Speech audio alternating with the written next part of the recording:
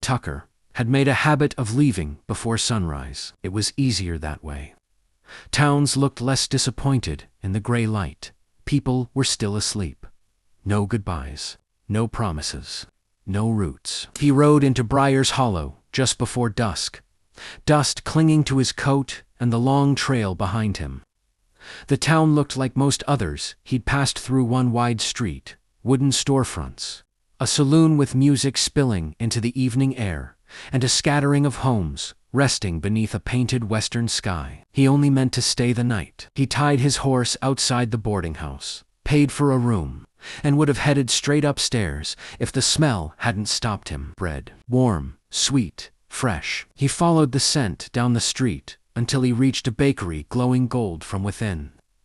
The windows were fogged slightly from heat, and inside a woman stood behind a wide wooden table, sleeves rolled, flour dusting her dark hair. Pearl. He didn't know her name yet, but he would. She moved with steady confidence, kneading dough like she had done it 1,000 times before. There was strength in her arms and something stubborn in the set of her jaw. Tucker stood outside longer than he meant to. The bell above the door jingled when he stepped inside. Pearl didn't look up at first. "We're closing in 10 minutes, she said calmly. "I won't take long." Now, she looked at him. Her eyes were sharp and assessing, not the fluttering kind that trailed most drifters.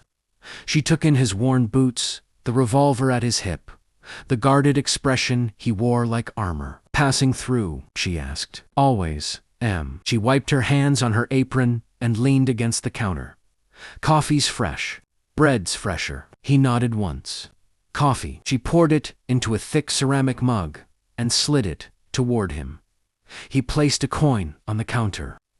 She didn't immediately take it. "Most men who say they're passing through end up staying longer than they planned," she said. "Not me." That confidence sounds rehearsed. He lifted the mug, taking a slow sip.